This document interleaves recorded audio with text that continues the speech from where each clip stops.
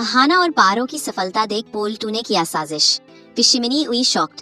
अहाना के ऑफिस का माहौल हमेशा की तरह व्यस्त था, लेकिन आज हवाओं में एक अजीब सी भारीपन महसूस हो रहा था।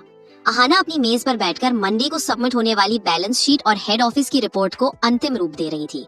पोल्टू की दी हुई धमकियों और घर के तनाव के बावजूद अहाना ने अपने आम की गुणवत्ता गिरने नहीं दी थी, लेकिन उसे पिछले कुछ दिनों से महसूस हो रहा था कि कोई उस पर नजर रख रहा है। जब भी वह अपनी केबिन से बाहर निकलती या किसी फाइल को लेकर अपने बॉस मिस्टर खन्ना के कमरे में जाती, उसे किसी की परछाई का पीछा करते हुए होने का एहसास होता। अहाना ने इस बार रक्षात्मक होने के बजाय एक जाल बुनने का फैसला किया। उसने जानबूझकर अपने बॉस को फोन किया और तेज आवाज में कहा, सर, वो जो सीक्रेट प्रोजेक्ट की फाइल है, मैंने उसे ऑफिस की दूसरी मंजिल वाले रिकॉर्ड रूम के लॉकर में रख दिया है। उसकी चाबी मेरे पास है, मैं अभी वहाँ जा रही हूँ। अहाना जानती थी कि पोल्टू का जासूस घर की तरह ऑफिस में भी मौजूद है। जैसे ही वह रिकॉर्ड रूम की ओर बढ़ी, उसने देखा कि एक आदमी, जो ऑफिस का कर्मचारी नहीं लग रहा था, छिपते छिपाते उसके पीछे आ रहा था। उसके हाथ में एक छोटा हिडन कैमरा और मोबाइल फोन था। अहाना रिकॉर्ड रूम के भीतर गई और जानबूझकर अंधेरा रहने दिया। जैसे ही वह आदमी अंदर दाखिल हुआ और अहाना की तस्वीरें खींचने की कोशिश करने लगा, अहाना ने अचानक मेन स्विच ऑन कर दिया और रिकॉर्ड रूम का दरवाजा बाहर से लॉक कर दिया। वह आदमी हड़बड़ा गया। कौन हो तुम और किसके कहने पर मेरी जासूसी कर रहे हो? अहाना की कड़क आवाज ने उस आदमी के पसीने छुड़ा दिए। अहाना ने बिना डरे उसका कॉलर पकड़ा और उसका मोबाइल छीन लिया। मोबाइल के गैलरी में अहाना की दर्जनों तस्वीरें थी। कभी वह बॉस के साथ फाइल डिस्कस कर रही थी, तो कभी ऑफिस से निकलते हुए। उसने तुरंत अर्जुन को फोन लगाया और उसे ऑफिस बुलाया। जब अर्जुन वहां पहुंचा, तो अहाना ने उस जासूस को उसके सामने खड़ा कर दिया। देखो अर्जुन, ये है पोल्टू का वो सच जिसे तुम देख नहीं पा रहे थे। ये आदमी घंटों से मेरा पीछा कर रहा है, ताकि मेरी और मेरे बॉस की तस्वीरों को गलत तरीके से पेश कर सके। अर्जुन ने जब उस आदमी का फोन देखा, तो उसमें पोल्टू के भेजे हुए मैसेज थे, ऐसी फोटो खींचो जिससे लगे कि अहाना और उसका बॉस बहुत करीब है। अर्जुन के पैरों तले जमीन खिसक गई। उसे अपनी पत्नी पर किए गए शक पर इतनी ग्लानि हुई कि वह अहाना की नजरों से नजरें नहीं मिला पा रहा था।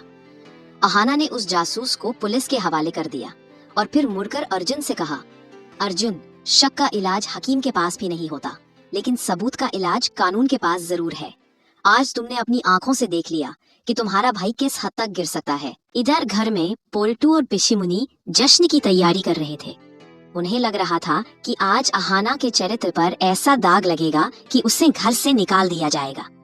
पिशिमुनी ने तो पारो को ताना मारना भी शुरू कर दिया था।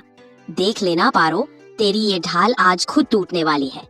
अर्जुन उसे धक्के मारकर बाहर निकालेगा। तभी घर का दरवाजा जोर से खुला। अर्जुन अंदर आया, लेकिन उसके पीछे अहाना नहीं बल्कि पुलिस थी। पोल्टू मुस्कुराया। क्यों अर्जुन भाई, काम हो गया? अहाना कहाँ है? अर्जुन ने बिना कुछ कहे पोल्टू के गाल पर एक जोरदार तमाचा जड़ा। पूरे घर में सन्नाटा छा गया। हाँ पोल्टू, काम हो गया।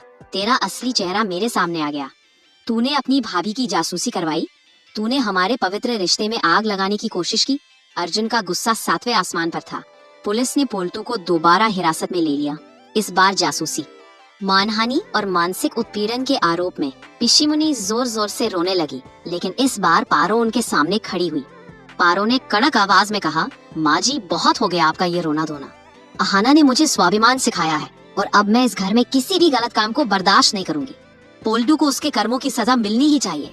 अहाना पीछे से आई और पारो के कंधे पर हाथ रखा। आज बड़े घर की छोटी बहू ने न केवल अपना चरित्र बेदाग साबित किया था, बल्कि पोल्टू की आखिरी साजिश को भी धूल में मिला दिया था। रात के सन्नाटे में अर्जुन अहाना के पास आया और उसके हाथ जोड़कर माफी मांगी। अहाना, मैं तुम्हारे काबिल नहीं हूँ। मैंने पोल्टू की बातों में आकर तुम्हें बहुत दुख पहुँचाया। अहाना ने शांत भाव से कहा, अर्जुन, माफी की जरूरत नहीं है, बदलाव की जरूरत है। यह घर तब तक बड़ा घर नहीं बनेगा जब तक यहाँ की औरतों का सम्मान नहीं होगा। उस रात घर के मंदिर में दिया जलाते हुए अहाना ने महसूस किया कि अब असली शांति आई है। पोल्टू अब सलाखों के पीछे था और पिशिमुनी का अहंकार पूरी तरह टूट चुका था। अगले दिन सुबह स्वाभिमान बुटीक का बोर्ड शान से घर के बाहर टंग गया। पारो अपनी पहली सिलाई मशीन पर बैठी थी और अहाना ऑफिस जाने के लिए तैयार थी। पिशिमुनी ने पहली बार अहाना के लिए नाश्ता बनाया और चुपचाप उसकी मेज पर रख दिया। यह हार और जीत की कहानी नहीं थी, ये एक औरत के दृढ़ निश्चय की जीत थी जिसने बिखरते हुए घर को अपने आत्मसम्मान की ईंटों से दोबारा खड़ा किया था। अब घर की फिजा पूरी तरह बदल चुकी थी। जो घर कभी साजिशों और आंसुओं का अड्डा हुआ करता था, आज वहाँ खुशहाली और स्वावलंबन की महक थी। अहाना ने अपनी मेहनत और ईमानदारी से न केवल ऑफिस में प्रमोशन पा लिया था, बल्कि वह अब जिले की एक प्रतिष्ठित अधिकारी बन चुकी थी। लेकिन उसकी सबसे बड़ी कामयाबी उसके घर के भीतर थी। पारो का बुटीक स्वाभिमान अब सिर्फ एक छोटा सा कमरा नहीं रह गया था। अहाना के मार्गदर्शन में पारो ने उसे एक बड़े ब्रांड में तब्दील कर दिया था। अब उस मोहल्ले की और आसपास की दर्जनों जरूरतमंद महिलाएं वहां काम करती थीं। पारो, जो कभी अपनी आवाज उठाने से डरती थी, आज शहर की सफल महिला उद्यमियों में गिनी जाती थी। मिठाई अब एक बेहतरीन स्कूल में पढ़ रही थी और वह अपनी अहाना चाची की तरह निडर और समझदार बन रही थी। सबसे बड़ा बदलाव पिशीमुनी में आया था। पोल्टू के जेल जाने और उसके धोखेबाज चरित्र के पूरी तरह उजागर होने के बाद पिशीमुनी का सारा अहंकार टूटकर बिखर गया था। उन्हें एहसास हुआ कि जिस बेटे के लिए उन्होंने बहुओं पर जुल्म किए, उसी ने उन्हें सड़क पर लाने की साजिश रची थी। अब वो घर के एक कोने में बैठकर माला नहीं जपती थी, बल्कि पारो के बुटीक के हिसाब किताब में उसकी मदद करती थी। उन्होंने अहाना और पारो से अपने किए की माफी मांग ली थी और अब वह सच में घर की एक ममतामयी बुजुर्ग की भूमिका निभा रही थी। अर्जुन अब अहाना का सबसे बड़ा संबल बन गया था। उसने पोल्टू की बातों में आकर जो गलतियां की थी, उनका प्रायश्चित उसने अहाना के हर सपने को पूरा करने में साथ देकर किया। वह अब अहाना के करियर पर शक नहीं करता था, बल्कि उसकी उपलब्धियों पर गर्व करता था। जब भी अहाना देर से घर आती, अर्जुन खुद उसके लिए चाय बनाता और उसके काम की थकान मिटाता। उनके रिश्ते में अब वह परिपक्वता आ गई थी जो केवल अग्नि परीक्षा से गुजरने के बाद ही आती है। ओल्टू अभी भी अपनी सजा काट रहा था, लेकिन उसके मन में अब पछतावे के भाव आने लगे थे। जेल की तन्हाई ने उसे यह सोचने पर मजबूर कर दिया था कि उसने अपनी हवस और लालच के चक्कर में अपना कितना सुंदर परिवार खो दिया। पारो ने उसे माफ तो कर दिया था, लेकिन उसके जीवन में दोबारा पोल्टू के लिए कोई जगह नहीं थी। उसने अपनी पहचान एक परित्यक्ता पत्नी से बदलकर एक सफल नारी के रूप में स्थापित कर ली थी। एक शाम जब घर के आंगन में तुलसी के पास दिया जल रहा था, अहाना और पारो साथ बैठी थी। पारो ने अहाना का हाथ पकड़कर कहा, अहाना, अगर उस दिन तुमने वह चाबी देने के बहाने ऑफिस जाने की हिम्मत न दिखाई होती और पोल्टू के खिलाफ खड़ी न हुई होती, तो आज हम कहाँ होते।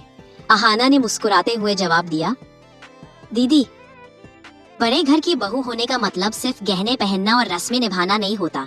इसका असली मतलब होता है घर की नींव को सच और न्याय से मजबूत करना। हमने बस वही किया। तभी मिठाई दौड़ती हुई आई और अहाना के गले लग गई। पूरे घर में हंसी की गूंज सुनाई दे रही थी। पिशीमुनी दूर से यह सब देख रही थी और उनकी आंखों में पछतावे के नहीं, बल्कि संतोष के आंसू थे।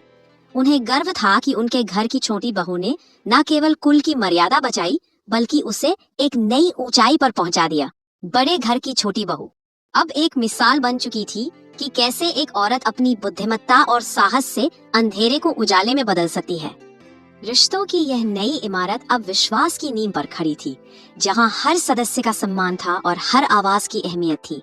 अहाना ने साबित कर दिया था कि एक शिक्षित और आत्मनिर्भर बहू किसी भी घर के लिए सबसे बड़ा आशीर्वाद होती है। इसी सुखद मोड़ पर इस कहानी का समापन होता है, जहां अब डर नहीं, बल्कि स्वाभिमान का वास था। आज के एपिसोड में बस इतना ही।